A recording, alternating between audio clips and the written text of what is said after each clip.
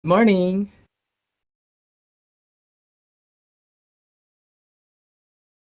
Ayan. Nasa ano po, katatapos lang po naming sumamba. Sumamba na ba lahat? Lahat po tayo ay kailangan nating gampanan yung obligasyon natin sa tuwing tayo ay sasapit ng araw ng linggo. Dahil yan naman po yung talagang panata natin na hindi pwedeng lumiban sa mga pagsamba. Salamat po sa mga viewers ko, sa mga likers ko. Sana marami po kayong mapag-sharean at marami po kayong matutunan sa mga everyday na nile-lecture namin. Opo. So, yun po ay galing sa mga personal nating experience na gusto ko pong ibahagi sa mga viewers, sa mga watchers na ito po ay talagang legit na talagang mga pinaghirapan po at hindi mo na siya pwedeng hindi mo naman siya pwedeng basahin sa libro lang. Mm. So, lahat po ba ay nakasamba na? Yan. Maaga pa maaga po kaming gumising kanina para pumunta ng kapilya. Dito po kami sa dito sa lokal po kami ng Natividad sumasamba sa Pangasinan. Malapit po ito sa Tayug. Apo, hello po. Yan. So, meron po akong YouTube channel. So, natigil lang po yung pagpo-post ko doon. So, basically, sobrang busy kasi ang dami nating ginagawa. So, ngayon, okay na po. Pwede niyo pong i-follow, i-subscribe yung channel ko. Ayan, sa YouTube po. Mm-mm. So, salamat po sa mga likers, sa mga watchers. Salamat po sa mga viewers namin. Hello po, Ma'am Kimberly Rose Merca Kabiling. Ayan. Shout out po sa inyo. Opo, nandito po sa Pangasinan. Mm-mm. So,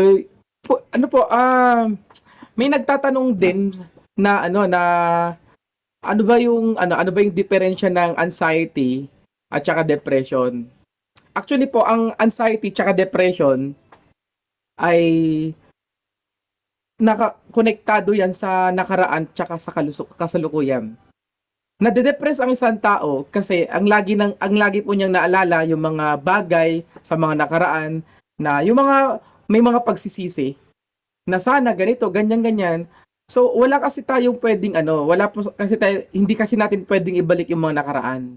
Opo. So pag may mga kakilala tayo, may mga kaibigan tayo na nade-depress, yun po yung papunta sa pagka hindi ko alam what do you mean by that na yung mga ganung bagay na papuntang mental ganyan. So nade-depress sa isang tao dahil sa mga sobrang pag-aalala niya sa mga nakaraan. Ano naman yung anxiety? Yung anxiety naman, yun po yung sobrang pag-aalala mo sa kinabukasan. Opo. Yun po yung minsan hindi na masyadong nakakatulog kasi nga inaalala niya yung mga bayarin niya. Madalas hindi na malalaman ng tao na may anxiety siya eh. Oh. Ano ba yung mga sign bakit ka nagkakaroon ng anxiety? Ano yan? Madali kang magalit kapag konting salita lang, konting naririndi siya sa lahat ng mga bagay na simple lang. Opo. So pag yun, ganun yung tao, unawain natin, intindihan natin kasi dumadaan po siya sa anxiety. So ang kailangan lang po is mamasyal, kausapin ng positibo, kailangan syempre tulungan din ang walang ibang taong makakatulong dun sa tao may depression o kaya sa tao may anxiety kundi sarili niya mismo. So tayo minsan hindi natin malalaman na nandun na pala tayo sa state na ganon. So kaya kailangan po nating kaya nga ang inyong lingkod madalas po nagpapamassage. Opo. Kasi may mga veins tayo na medyo hindi na masyadong nadadaanan ng oxygen kaya konting bagay lang we are irritated. So naiirita tayo pag ganun.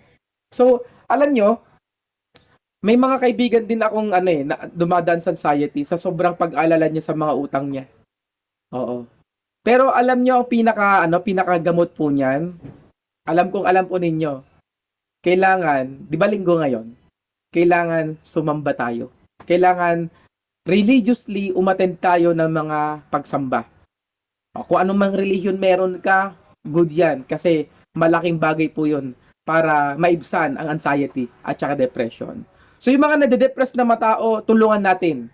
Kausapin natin sila. Kung alam mong depressed na yung tao, magbanggit ka ng mga positibong bagay. Yun yung gamot po dun eh. Kailangan positive lang. Okay? So, taga saan po kayo, Ma'am Kimberly Rose Marca Kabiling? Taga saan po kayo? Ang haba na po ng buhok ko. Ayan. Salamat po ha sa pag-follow. Ayan. See you on my notif. Check ko po mamaya. Opo. O, salamat po sa mga huwag niyo pong kakalimutan yung pagsamba ha, dahil yan ang pinaka-importante na dapat ginagawa natin. Yan ang number 1. Opo. So, pagdating po sa relasyon sa Panginoon Diyos, meron lang akong gustong ibahagi tungkol sa kasi lahat naman ng tao nakakagawa ng kasalanan.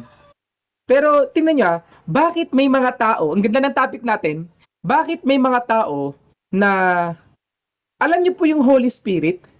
'Di ba, sa ating mga Christian, alam naman natin yung ibig sabihin niyan. 'Di ba, pag mararamdaman natin na nasa atin yung yung banal na espiritu.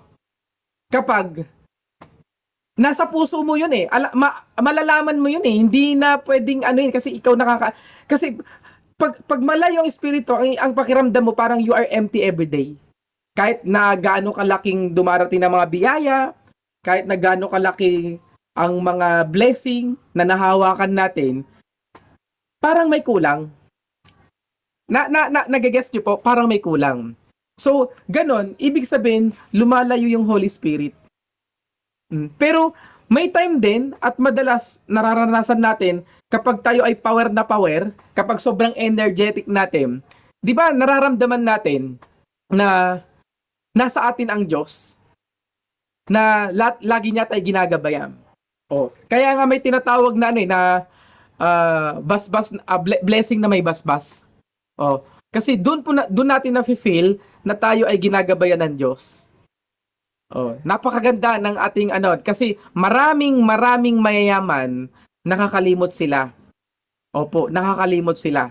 Kaya maraming yumaman na bumagsak dahil nakalimot sila. Ang dapat na pinagkakapitan natin na dapat bumubuo ng ating pagkatao ay kung paano tayo magkaroon ng magandang relasyon sa Diyos. Opo. So lahat po ng tao ay nagkakasala, nakakagawa ng mga labag sa kalooban ng Diyos. Totoo naman po 'yun eh. Sino ba yung taong perpekto? 'Di ba? Nakakalabag lahat tayo.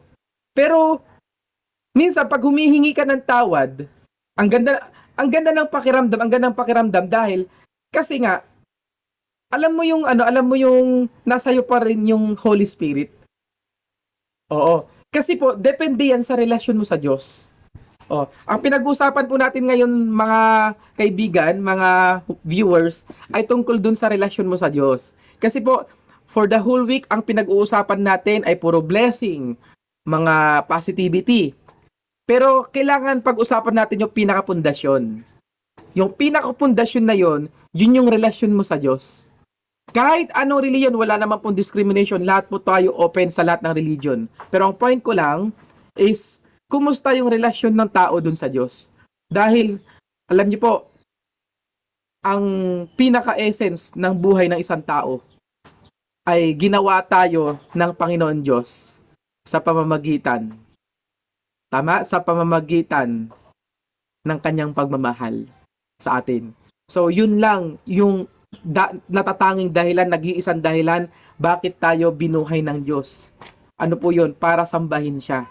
At syempre, sa dinami-dami ng mga pagkakataon na binigay sa atin ng Diyos, lalo mga biyaya, alam nyo, masasabi mong galing sa Diyos lahat yan kapag religiously uma-attend ka sa church, worship services. Ayan. Pero kapag dumarating sa iyo naman ang malalaking biyaya, hindi rin natin masabi na blessing yan. Tandaan po nyo hindi po ako pastor, hindi ako preacher. Ako ay motivator po. Opo, motivator po ako. Kasi ang pinag-usapan po natin for the whole week and sa madarating pang araw, buwan, taon hanggang magkakasama tayo, ang pinag-uusapan natin yan ay mga blessings, kung paano mabago buhay natin, kung paano magkaroon tayo ng mga magagandang buhay, matupad yung mga pangarap natin. Pero wag natin kakalimutan yung pinakaugat, yung pinakapundasyon ng ating blessing, kung bakit tayo nagkakaroon. Opo, marami ring nag-iisip na kung sila ay nabiyayaan ng maraming pera, kung sila ay nabiyayaan ng malaking halaga, ng maganda opportunity, iniisip na nila na yun ay galing sa Diyos. Alam nyo, hindi po lahat ng blessing ay galing sa Diyos. Totoo po yun. Ay, shout out po kay Ka Arnold Molina. Shout out po kay ay, partner, Mel, wow, idol. Kumusta ka? Oy, nakikita ko yung mga hataw mo, ang galing-galing mo ah. Keep it up at makukuha mo rin yung para sa'yo. Ako nakuha ko na yung para sa akin, pero parang sa akin parang gusto ko pa ng mas bago. Kaya patuloy tayo magsikap. Wala namang nauna na huli. Opo, idol natin yung mga plane natin eh. Ayan, so balik tayo dun sa topic natin. Dalawang klase kasi ng blessing. Opo, so ang pag-uusapan natin ngayon, puro blessing at mang pundasyon kung paano tayo nagkaroon ng magandang blessing. Opo, yung blessing na yan, dalawang klase kasi ng blessing eh. Yung sinasabi kong blessing na may basbas at saka yung pangalawa, yung blessing na walang basbas. Opo, so marami, dahil yumaman naman sila, gumanda naman ang buhay nila. So hindi na raw nila kailangan ng Diyos. Total, sapat na raw yung naniniwala sila sa Diyos. Alam nyo,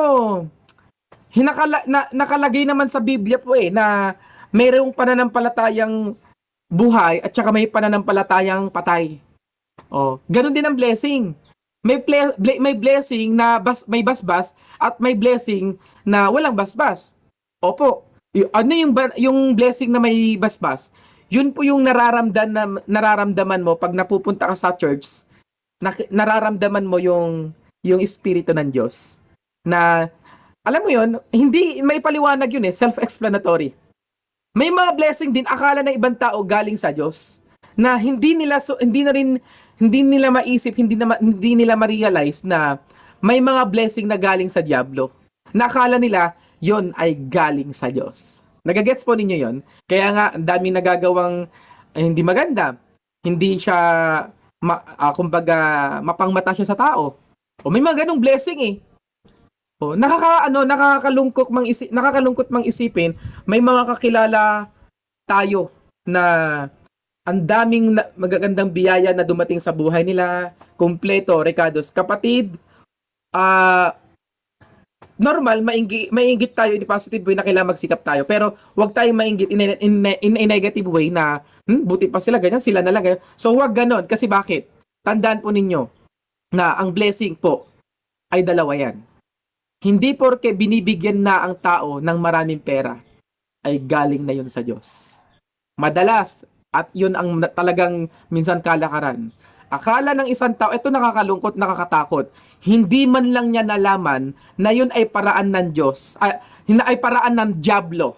Hindi niya nalaman na yun ay paraan ng diablo para makalimutan niya ang tunay na paglilingkod sa Diyos. So yun po yun. Kaya kung ikaw, nararamdaman mo naman, kilala mo sarili mo, ikaw ang nakakaramdam kung ano yung talagang nasa puso't isipan mo, yan po ang nababasa ng Diyos. Tandaan po natin, ang Diyos ay bumabasa sa puso ng tao. Oo. Kung ano yung laman ng puso mo, yun ang talagang mababasa ng Diyos. Kaya wag po kayong, wag po tayong, wag po tayong maiinggit sa mga taong ang gaganda ng buhay, ang yayaman. Natural. Hindi po sinabi ng Diyos na, oy, ganito ka, ikaw talaga, mananampalataya ka, to, yayaman ka. Hindi po eh. Ang sinabi pa rin doon sa Biblia, nasa Diyos ang awa, nasa tao ang gawa. Pero, first criteria para mabiyayaan ka ng mas marami, ay kilalanin po kung sino yung lumikha sa atin. Yan po yung napakaganda. Kaya, kung ikaw ay binibiyayaan, mas dapat kang kumapit dahil yan ang paraan ng diablo para lumayo ka at hindi mo makilala ang tunay na Diyos. Okay? So, yan. Hindi po ako preacher. Ako'y nag-share lang ng aking mga nalalaman. Tandaan po natin, hanapin mo yung tunay na Diyos. Minsan, naiisip natin, ganito na, ganyan-ganyan. Hindi, naniniwala ako sa, hindi kasi sapat na maniwala ka lang eh. Hindi kasi sapat, ang pagsamba sa Diyos, hindi po sapat na naniniwala lang siya. Hindi po sapat na naniniwala ka at hindi ka napupunta sa church. Hindi po makakasapat yon. Parang pagyaman din yan eh. Sige, kung naniniwala ka na yaman, maniwala ka na lang. Eto tanong, pwede ka bang yumaman sa paniniwala lang? Hindi. Gagawa ka. Magbibigay ka ng effort. Magbibigay ka ng action para matupad. O para matupad yung mga inaasam mo. Ganun po yun. Kaya mga kaibigan, ay sikapin po natin na huwag kalimutan. First day sa loob ng isang linggo. Ang unang araw sa isang linggo ay ang linggong ito, Sunday. Opo. Okay? So, ito po ang maganda sa mga tulad natin na hindi po tayo nakakalimot sa pagsamba. Kaya sa mga hindi pa nagpupunta ng church, mga kaibigan, sikapin po ninyo. Sikapin po. Kahit anong religion. Tapos, ihiling mo sa kanya kung ano yung mga gusto mo sa buhay. Totoo po yun. Para idaan ka niya sa tamang daanan. Dalhin ka niya sa tamang tuwid na daan. Tandaan po natin ha, hindi po makakasapat ang pananampalataya lang na naniniwala ka lang na may Diyos. Hindi po sapat yon. Kailangan may gawa. Yun po yung tinatawag na pananampalatayang buhay. Nasa Diyos ang awa, nasa tao ang gawa. Kailangan may gawa. Kailangan pumasok ka sa church, manalangin ka, at doon ka humiling. Okay? Ayan. Meron pa akong gustong iuulitin na topic. Tungkol po dun sa paghiling. Yung paghiling na po yan, yung marami kasi, mananampalataya, kiniklaim nila sila ay maka-Diyos. Opo. So, lahat po tayo ay talagang minamahal din naman talaga ng Diyos. Lahat po tayo. Okay? Nga lang, merong requirement kasi ang Diyos sa atin. Okay? May requirement. So, kailangan tumawid tayo sa tamang daan. Kailangan mahalin natin yung kapwa natin, tulungan natin ang ating kapwa para nang sa ganun is mahagip din sila, makuha din sila ng tamang pananampalataya. Hindi ko na po i-specify, i-generalize ko na lang. Opo, kasi magkakaiba tayo ng religion, pero ang point ko dito is malaking bagay po ang relihiyon sa buhay ng isang tao. Pansinin po ninyo yung mga gumagawa ng krimen. Pansinin niyo po yung mga yan. 'Di ba? Hindi, correct me if I'm wrong po, hindi po ako against sa kahit anong religion. Pero try nating mag-analyze. Ano ba ang relihiyon ng mga taong nakakagawa ng kasalanan? Kaya malaki ang effect niyan eh. Madalas sa gumagawa ng mga kasalanan, hindi yan nagpupunta ng church. Kaya kailangan po ng taong religiyon dahil yan po ang magbubuklod. Dahil diyan ang magbubuklod at magbibigay ng maganda pundasyon at relasyon natin sa Diyos. Pag magandang relasyon natin sa Diyos, eto maganda. Kapag maganda relasyon mo sa Diyos,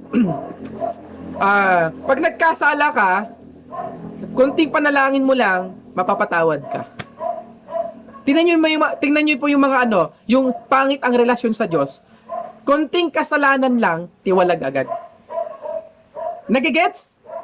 Kunting kasalanan lang, tiwalag agad. Hindi ko po basta i-generalize ko yung mga terms ko para hindi po ako maka-offend. Okay. Now, may mga taong makasalanan naman, kunting panalangin lang niya, hindi siya sa titiwalag. Bakit? Diyos na ang nagsasalita. Hindi natin pwedeng i-judge ang isang tao.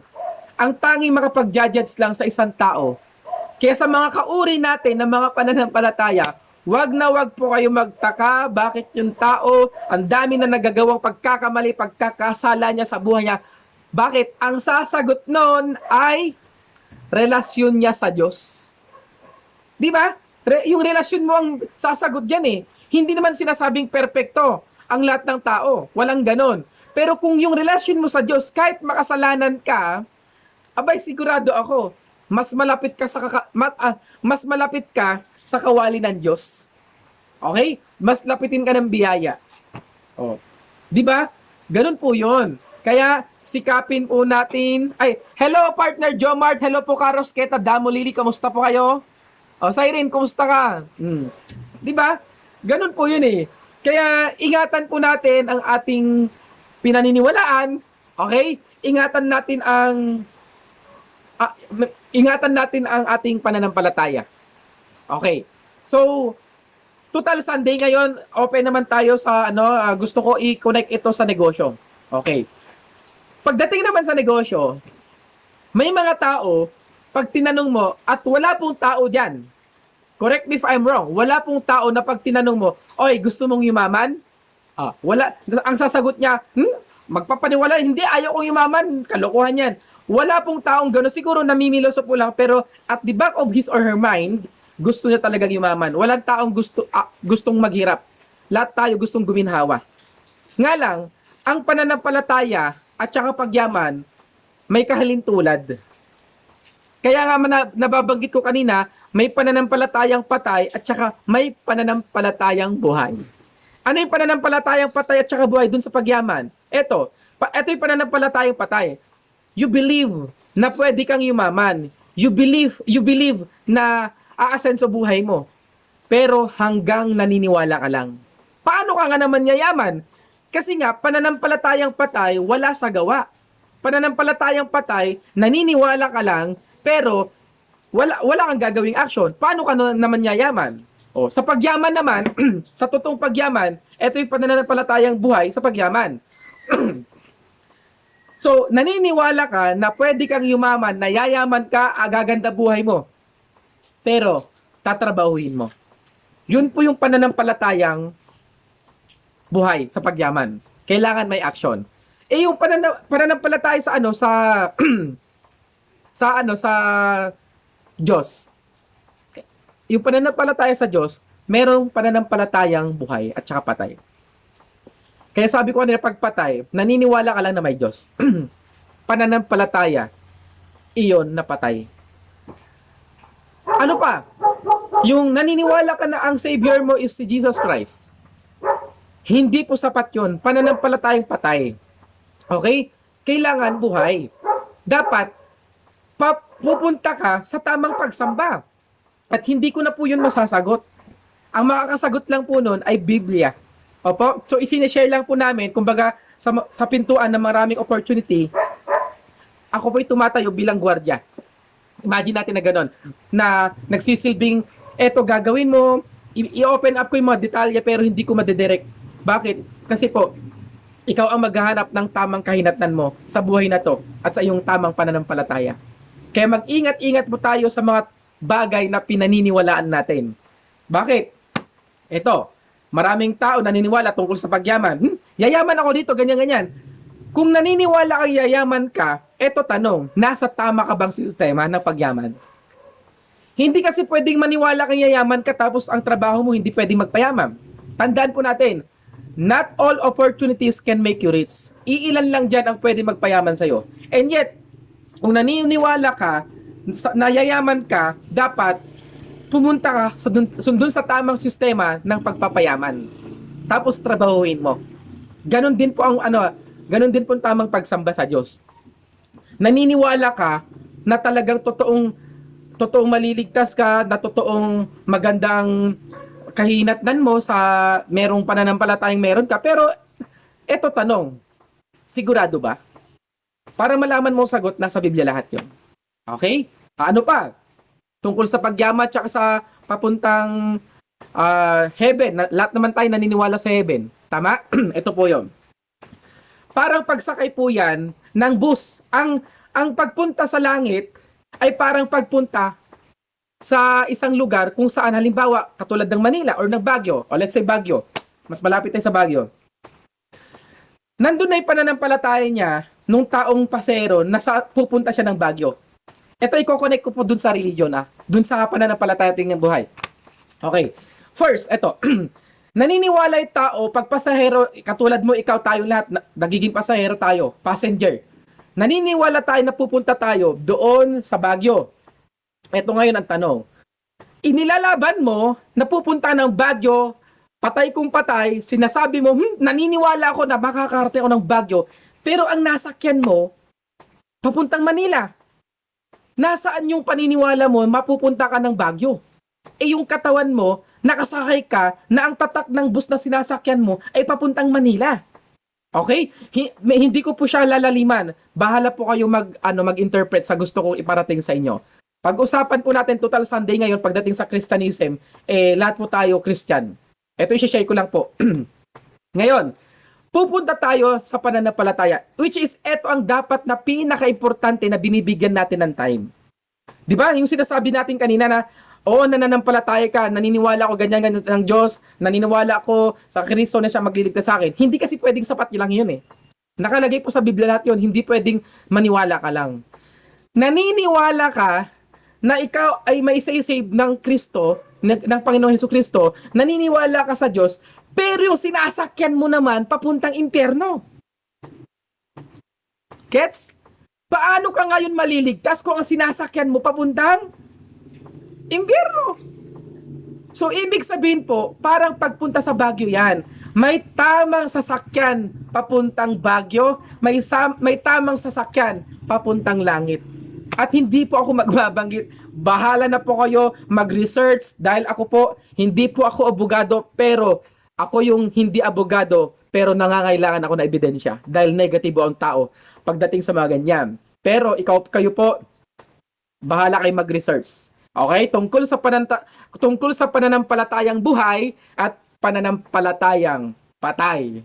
Okay? Sana nakatulong po 'yon. Opo, hindi po namin plano ang manugat ng damdamin. Gusto lang po namin mag-share.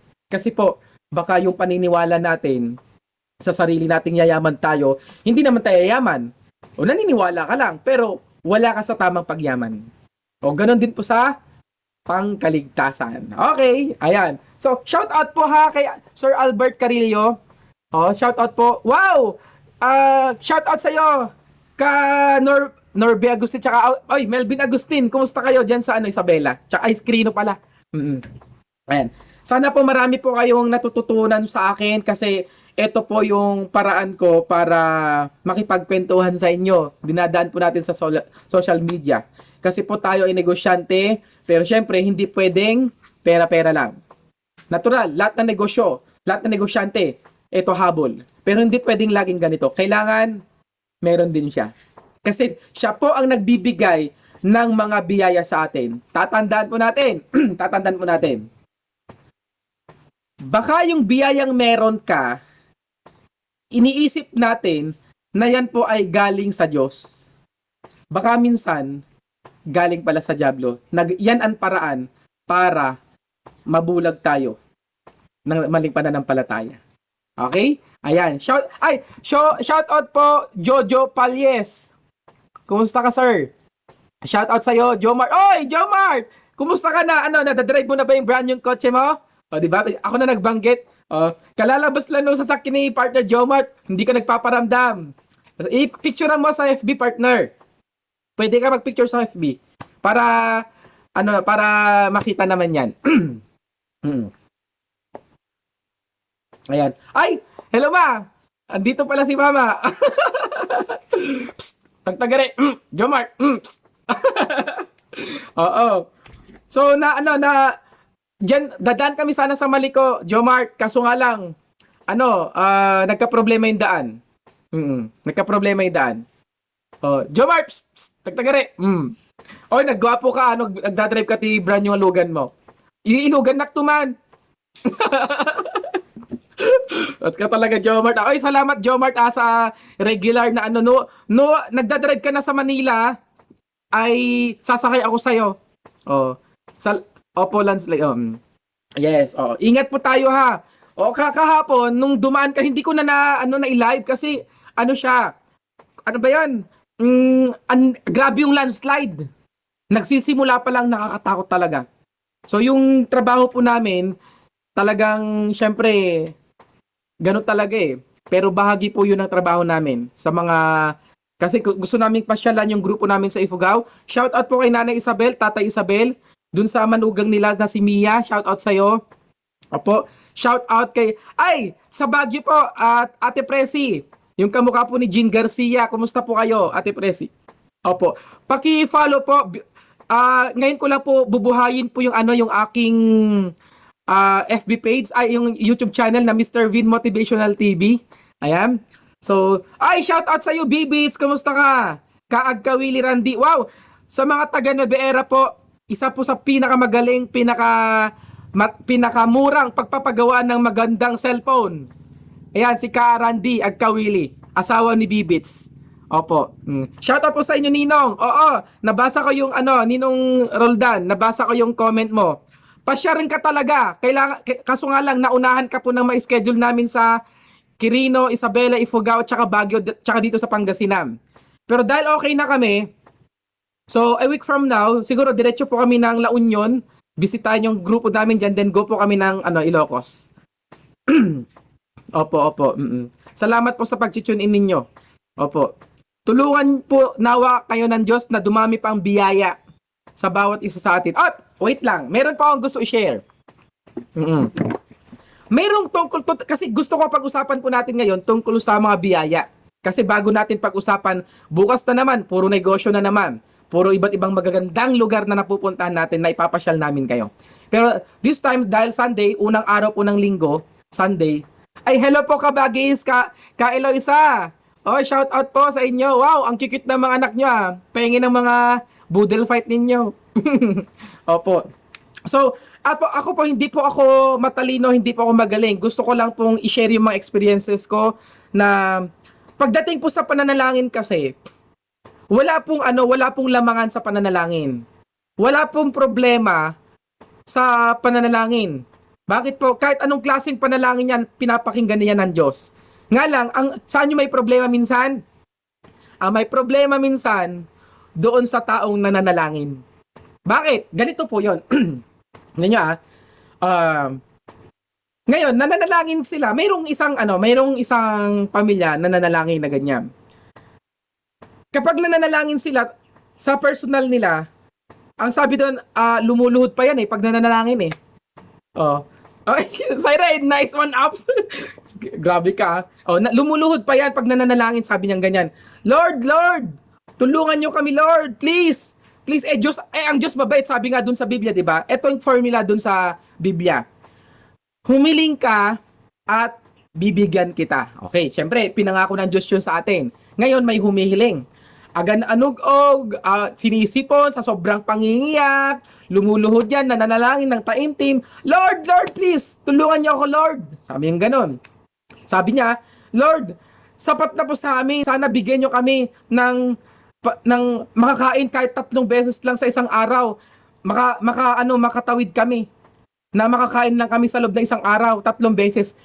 Ibinibigay yun ng Diyos. Napapansin nyo? Kaya hindi ka nagme-merienda. Kaya wala kang pamerienda. Kasi ang hiniling mo lang, yung pangtawid mo na 3 beses sa isang araw. Kaya sinasabi ko kanina, wala pong problema sa panalangin. Wala pong maling panalangin. Ang may problema, yung taong humihingi, yung taong nananalangin. Kaya kami ni Darlene, pag nananalangin kami, Diyos ko, tulungan niyo po kami. Tulungan niyo po kami, bagyuhin at bahain niyo kami ng mga biyayang paparating pa. Kasi alam po namin at alam ninyo na ito ay gagamitin namin sa pagsamba namin sa inyo. O, di ba? Kaya po tayo binabagyo ng mga biyaya. Kaya po tayo binabagyo ng mga biyaya kasi nga, dahil sa panalangin O, tingnan nyo po yung mga taong, hindi porke mananampalataya ka na, bibigyan ka na ng magandang buhay. Hindi, kasi may mga mananampalataya, mali kung paano humiling. O, take note, hindi mali yung panalangin mali yung taong humiling. O, nananampalataya, mga Diyos, kiniklaim niya na siya ay nagbabalik loob sa Diyos, ganyan. Ngayon, pag nanalangin siya, Lord, please, okay na po sa amin, please, bigyan nyo lang kami ng mga sapat na pagkain, di ba? Pag sinabing sapat na pagkain, di ba 3 beses ang araw yon? Kaya huwag ka nang magtaka, walang pang pamerienda ang pamilya mo. Kung hihiling ka na rin lang, dapat sobrahan mo na. Para may sobra, para may sukli, para may pang merienda ka. Gets? Hindi pa ako preacher Ito ay base lang po sa aking mga experiences. base po sa aking mga pamamanata, dalawa kami ni Darlene kasi mag-asawa na kami ngayon. O, di ba? Ganun yun eh. So pagbuo na po ang relasyon mo sa Diyos, konting hiling mo lang, konting namutawil lang sa bibig mo na sana magkaroon kami ng mga ganito, sana magkaroon kami ng ganyan. Ilang araw simula ngayon, may paparating na. O, di ba? Katulad namin, o, di ba? O, lahat tayo. Nga lang, gusto ko lang turuan ka, gusto ko lang i-share ka kasi baka mamay nagtataka na, bakit ganon? Bakit ganon? Nananalangin naman kami, pero bakit ang hirap ng buhay namin? Bakit ang ulam lang namin hindi mag-upgrade? Bakit ganon? Kasi yan ang hinihingi mo. Ang bait-bait kaya ng Diyos. Tapos, ano ka ba? Ano ka ba, Hilo? Di ba? Ang hiniling mo, toyo. Tapos, ang hiniling mo toyo, tapos ang ina-expect mo, may ubas. Di ba? Kailangan humiling ka ng toyo tapos may kasamang ubas. Para yun ang ibibigay at lilitaw doon sa lamesa mo. Okay? So, ang sarap po ng makipagkwentuhan sa inyo. O, Jomart, nasaan ka ngayon? Kailan ka uuwi? Kailan ka uuwi?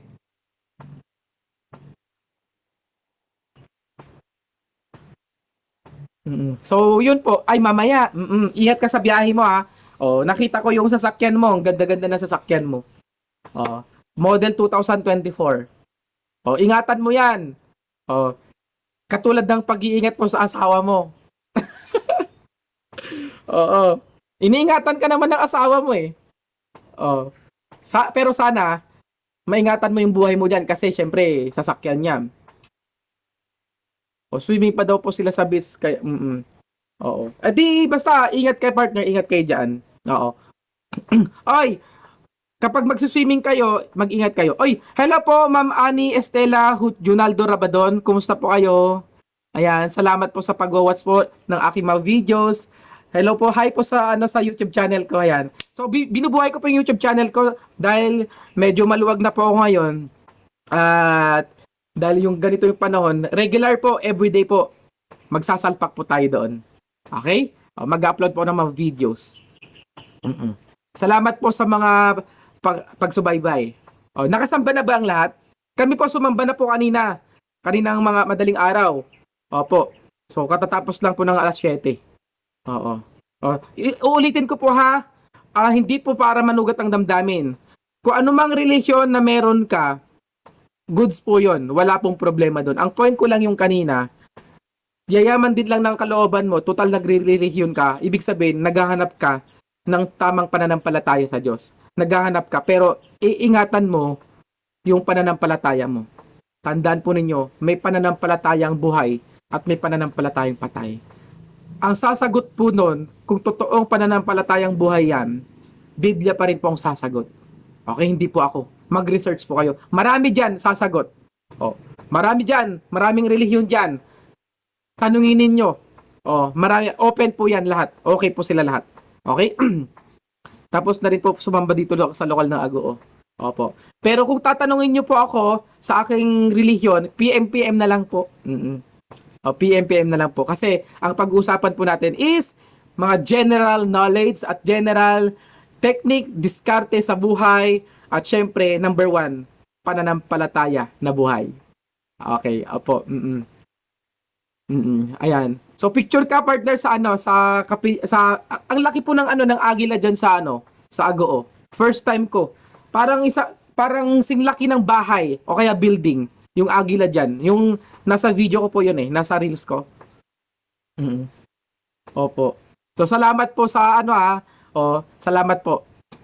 So 'yun, balikan po natin yung kanina na maraming mayayaman nakakalimot sa tunay na paglilingkod. Opo. Maraming mayaman.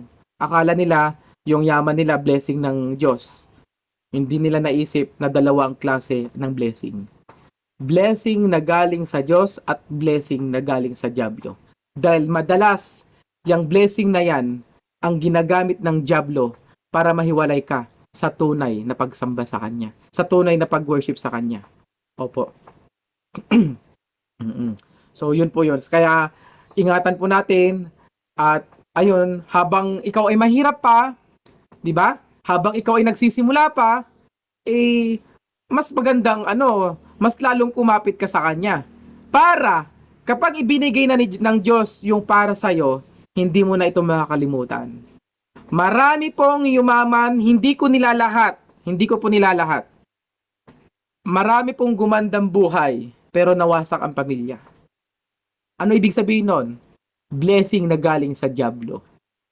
Maraming nakahawak na maraming pera, maraming gumandang buhay, pero naghiwalay silang mag-asawa.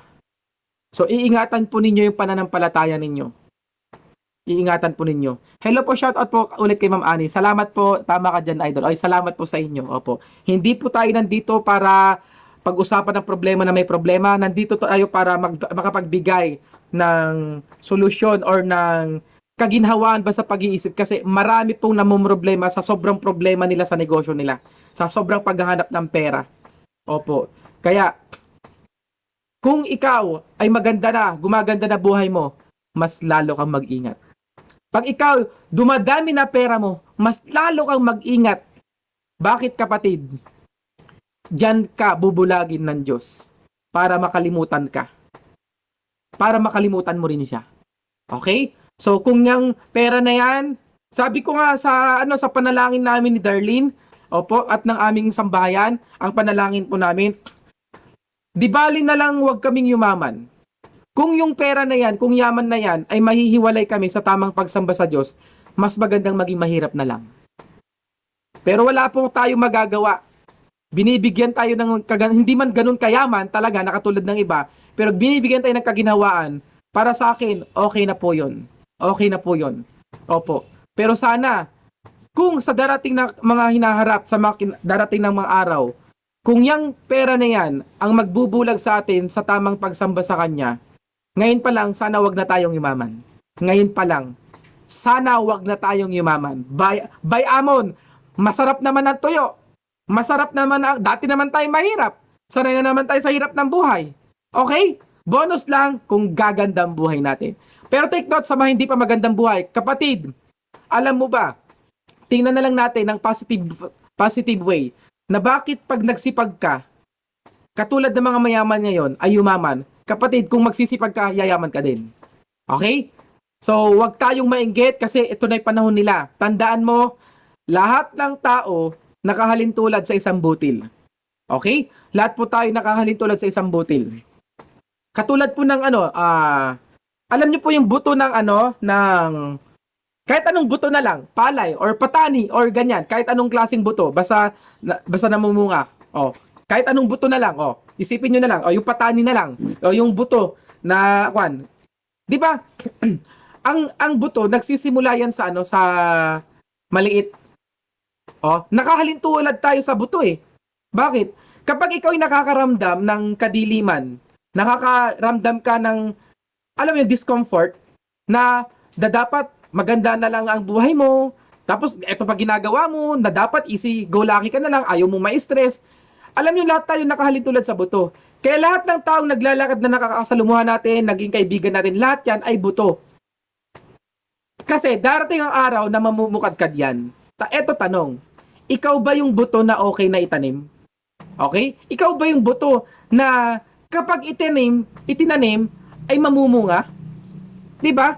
Ang buto pag itinanim mo, ano nararamdaman yan? Nagkakaroon siya ng discomfort. Natatakot yan. Nandidiri kasi ilulublob yan sa pitak ng mahabang panahon. O 'di ba? Pag ganun yung proseso mo na ikaw nahihirapan, hindi ka makahinga, minsan nadidislocate yung mga paningin mo, na nadudulin ka sa sobrang nag-iisip ka na bakit ganito ganyan. Kapatid, tandaan mo, para kang buto. Bakit? Kasi nga, nandyan yung way, yun yung formula mo para after how many months, how many years, gaganda ang buhay mo, mamumukadkad ka. Hanggang sa matatanaw mo na ang langit, matatanaw mo na ang matataas na lugar, maksisilayan mong simoy ng hangin. Kasi nga, namukadkad ka, dumaan ka sa tamang proseso. Ganun po yun. Okay? So, pansinin po ninyo, wala namang butong meron bang farmer na ganito, nako, hindi ko ilulublob sa tubigan tong pananim ko, tong buto na to. Kasi baka mamaya, malunod siya. Baka mamaya, hindi siya makahinga. Tapos kakainin lang siya, baka tukain lang siya ng manok. Eh, hindi ko nadadalhin to sa ano kasi baka marumihan, baka mainitan lang siya. Ito gagawin ko. Oh, magpapatayo na lang ng bahay. Siyempre, gagawin kong marmol. Para hindi siya mainitan, lalagyan ko ng aircon. Para hindi siya masira, kailangan lagyan ko ng ng closed na na kulungan, enclosure. O baka maarawan siya, lagyan ko ng bubong. Eto tanong, pag komportable ba na ginawa ng farmer dun sa buto, tutubo ba yung buto? Hindi tutubo yan. Mamamatay. So kung ikaw, isang katulad ng isang buto, nakakaramdam ng kadiliman, ng discomfort, tanggapin mo kapatid. Kasi dumadaan ka sa proseso. Okay? So lahat po tayo ay isang buto. Nga lang, eto, mag-ingat po kayo.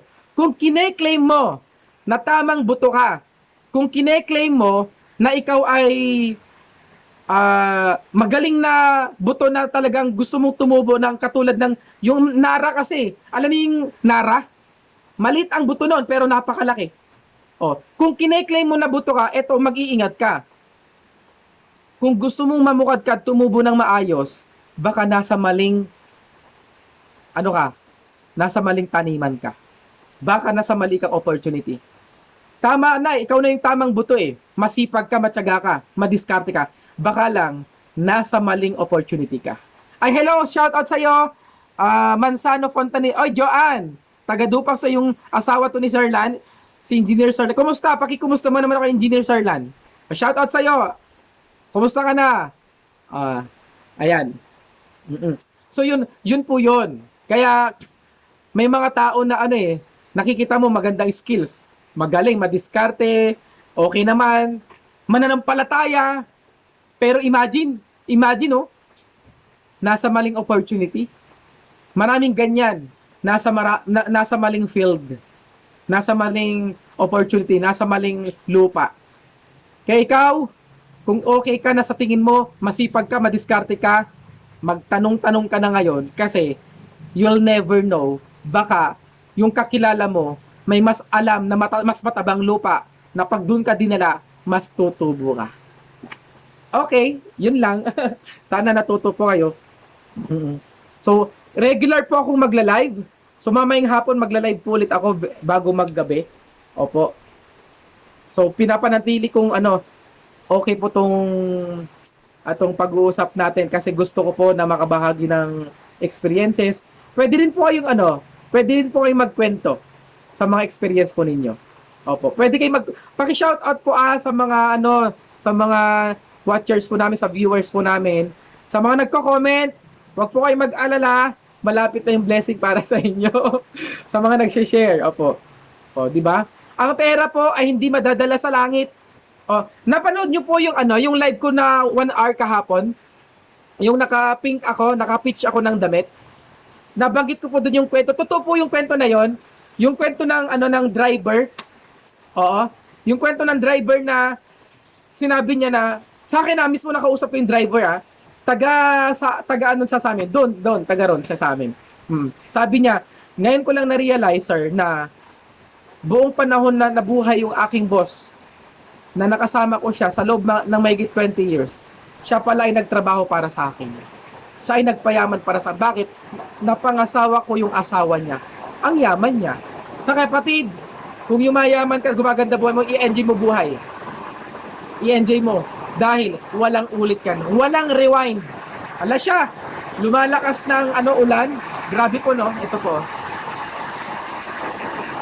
Hello po. Ayan. So mag-ingat po kayo sa Baguio. Imagine, ilang Baguio po yung yung nakahilera. 5 Baguio. Oo. So lalo po dyan sa mga sa mga binabaha. Oh, lalo po yung mga bagong sasakyan diyan. Opo, baka mabaha yan. Ingatan po ninyo, Jomar. Ingatan mo. Oo. Huwag mo nang ilusong kapag mataas yung tubig. Opo. So yun lang, at sana po ay marami po kayong natutunan. Marami pa tayo pag-uusapan. Gusto ko po gumanda buhay natin lahat. Opo. Ayan. So shout out po kay Ate Presi ulit sa Baguio team. Pupunta po kami ng Baguio this coming week. Opo. Tapos, sa birthday ng aking kapatid, si Cyrene. Si Attorney Cyrene. Opo. O Cyrene, ipatulad kong tulatan. Hindi ako makakauwi siguro. Diretso kami na Ilocos. Oo. Bahala kay Todd. Opo. Ayan. So, bago po ako magpaalam, ay mag-iiwan po ako sa inyo ng pwede nyong pwede ng isang kwento na pwede nyong pag-isipan or i-analyze habang nagpapahinga. Yung kwento na po ito tungkol sa alam nyo na tong kwento na to eh. Uulitin ko lang. Okay? Yung tungkol sa kwento po ng isang mananampalataya.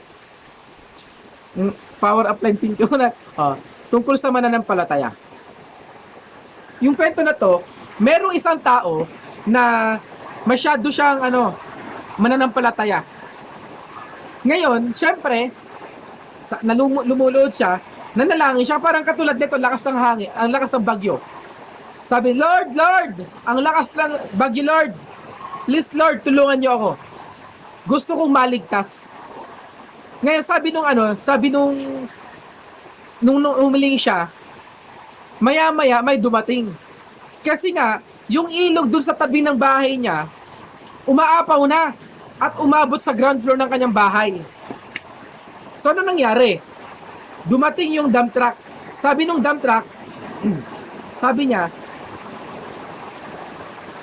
Ate, kuya, sumakay ka na. Malulunod ka dyan, mamamatay ka dyan. Hindi ako sasakay sa'yo, sabi nung tao. Malakas ang pananampalataya ko sa Lord.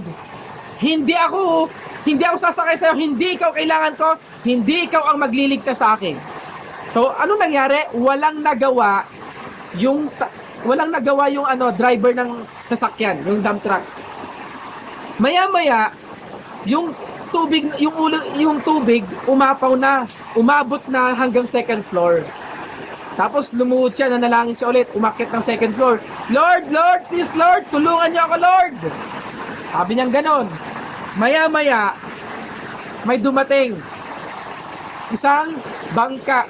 Ano sabi ng bangka? Ate, kuya, sumakay na kayo. Mamamatay kayo dyan, malulunod kayo dyan. Ano sabi ng tao?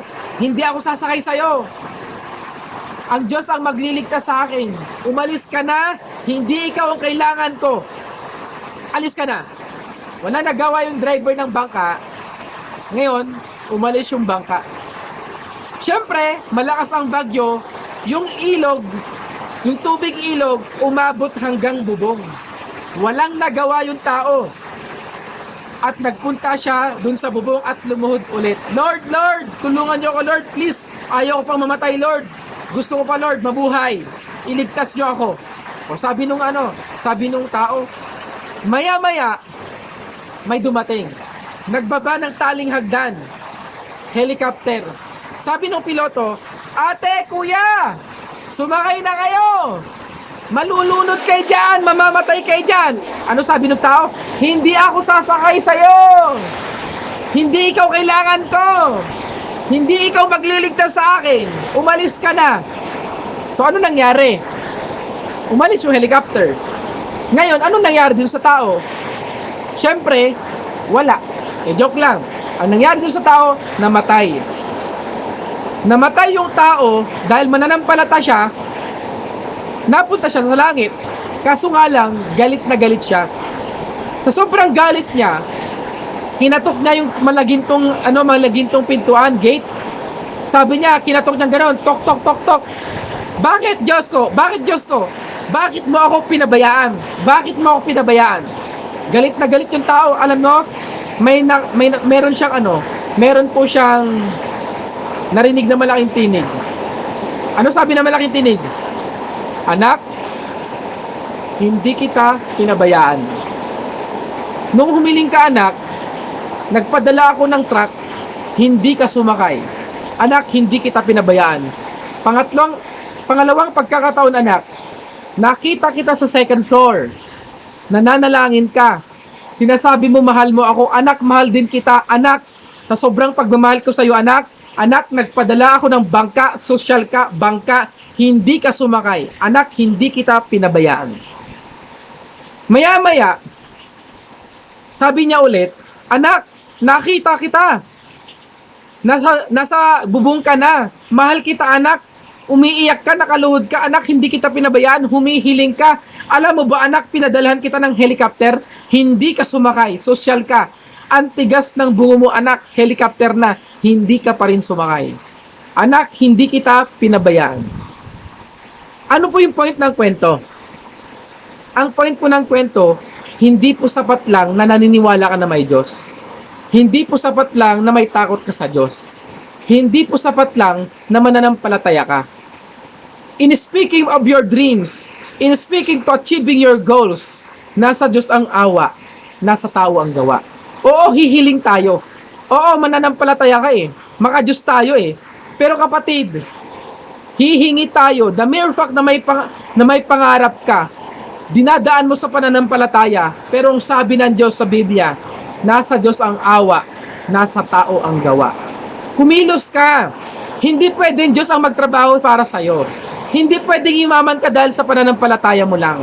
Kailangan trumabaho ka. Kailangan pananampalatayang buhay. Okay? Sana ay natuto po kayo dun sa kwento at sa mga magagandang words of wisdom na nanggagaling po sa akin. At sana po ay lagi po kayong pagpalain ng Diyos. Ingatan po kayo. Huwag niyo pong kakalimutan ang iyong pagsamba. Kahit anong relihiyon yan, ang importante, hindi ka nakakalimot sa worship services ng iyong religion. Tapos sabay hiling mo doon, Lord, sinasamba na kita. Pero Lord, tulungan mo ako kung ito ba ang tamang pagsamba ko. Sasagutin niya. Okay? Salamat po sa inyo. Salamat po sa inyo ng marami. Ingat po kayo. Total, Sunday ngayon, samahan po natin ang ating pamilya bago na naman ulit magsimula ang buong linggo na to sa pagtatrabaho ng ating katawan. Okay? Salamat sa inyo and we love you. Bye-bye. Ingat po kayo. Shout out po sa lahat sa inyo. Shout out sa inyo. Oh, hindi ko na po kayo maisa-isa kasi madami na po kayo. Opo. Ayan. So, abangan nyo po yung masusunod po naming mga videos, mga live. Huwag po kayong mahiyang mag-subscribe. Huwag po kayong mahiyang mag-like, mag-comment para ma-shoutout po kayo. Salamat sa inyo. Ingat po kayo lagi and God bless.